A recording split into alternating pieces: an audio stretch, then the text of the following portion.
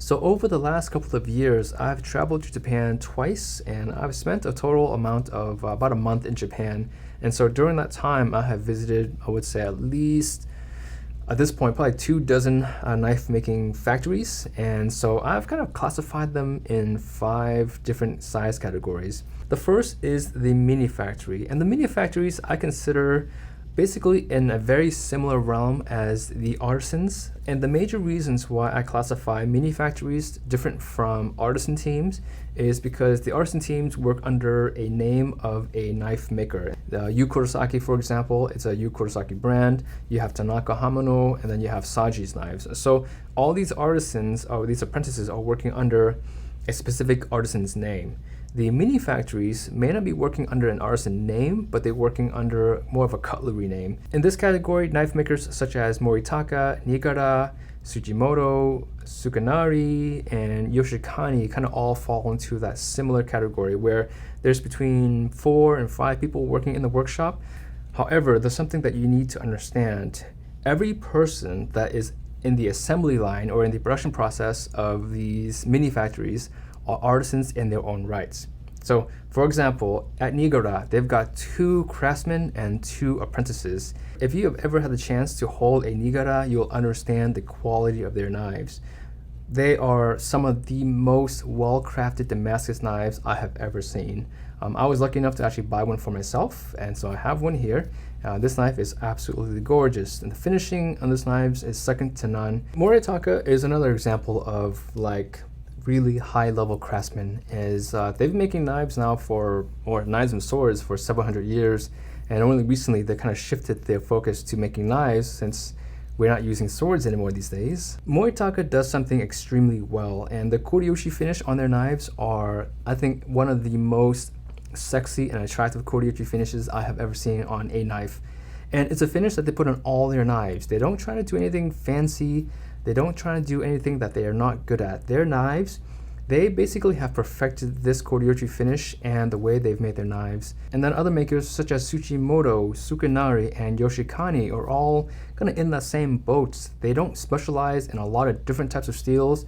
They don't experiment with many different finishes. They do what they do really well, and they all have teams of about 4 to 5 people, all making very specific types of knives. So that's why I classify these as a mini factory as opposed to a artisan team, even though everyone in the assembly process or the production process of these mini factories are artisans in their own right. What's also really amazing about the mini factory team is that you can literally take any person and switch positions around and they can do the other person's job. Generally speaking, artisan knives are the most expensive because they are made at a much lower quantity, but the knives that are coming out of these mini factories sometimes are even lower quantity and higher price. Nigara is a very perfect example of that. So next we're moving into the small factory range. So the small factories operate a little bit differently. So instead of having a team of 3 to 4 that does only one type of knife, they may have 2 teams of 3 to 4. And so one team may do the Western knives and one team may do the Japanese traditional knives. And brands like Masamoto, Misono, Sakai, Takayuki, and Ryusen,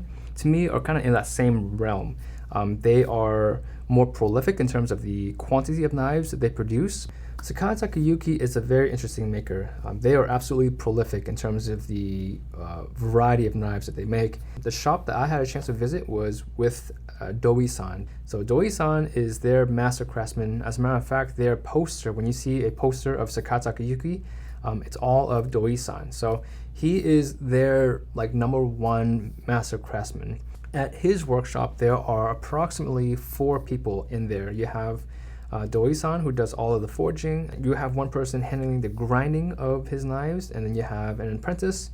And then you also have a person now that does all of the sharpening of those knives. When you think about all of the knives that Sakai Takayuki makes, it's pretty impressive how efficient they are and how many different lines of knives that they make. They don't make a ton of volume per line, but they do make a wide range of knives. Then we have knife makers like Ryusen, again, team of 4 to 5 people, really specialize in what they do. So barring whether you consider a knife an artisan-made knife or a factory-made knife, the knives that come out of the Ryusen are some of the best finished knives you will ever hold. Just incredibly well put together, fit and finished knives. The next size up are your medium-sized factories. And here's when you start seeing more assembly line style production. From here, we're gonna see a bit more automation, and we're also gonna see a bit more computerizing when it comes to things like quality assurance.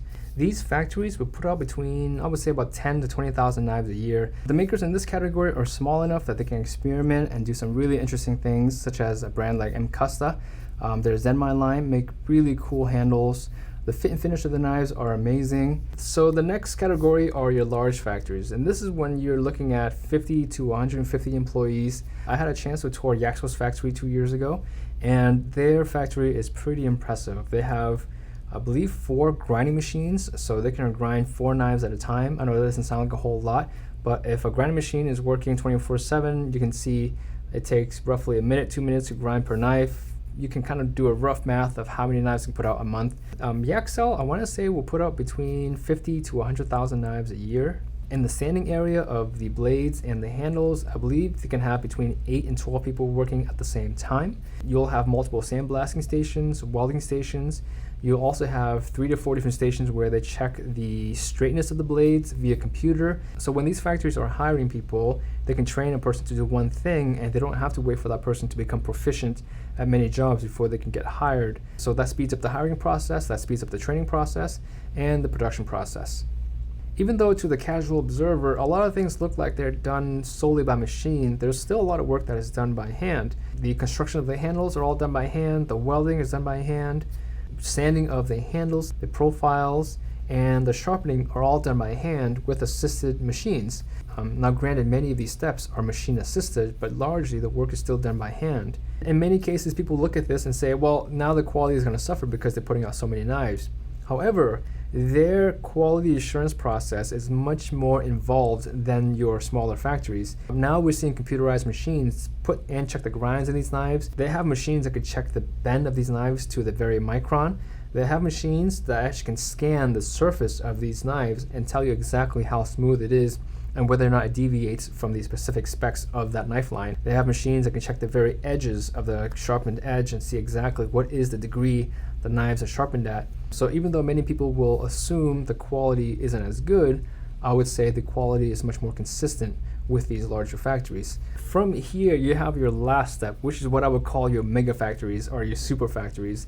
Now, before anyone knocks on Global Knives, I have to say that from a production and business standpoint, it is the perfect factory. So I had a chance to tour through the entire production process of Global Knives, and I've got to say it's pretty impressive. Now, hands down, Global is the largest knife manufacturer in all of Japan. Everything from the stamping of the handle shape, the blades.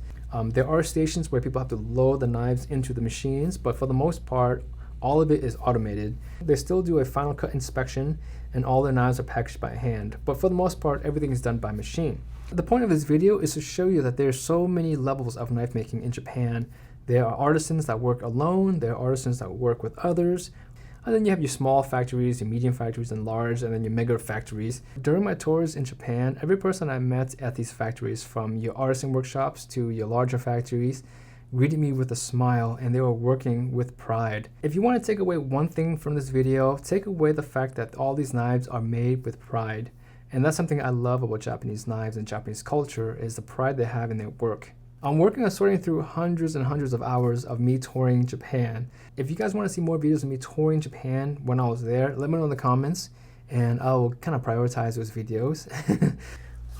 Yeah, so anyways, guys, thank you guys for being here, and I hope you guys enjoyed the video, and I'll catch you in the next one.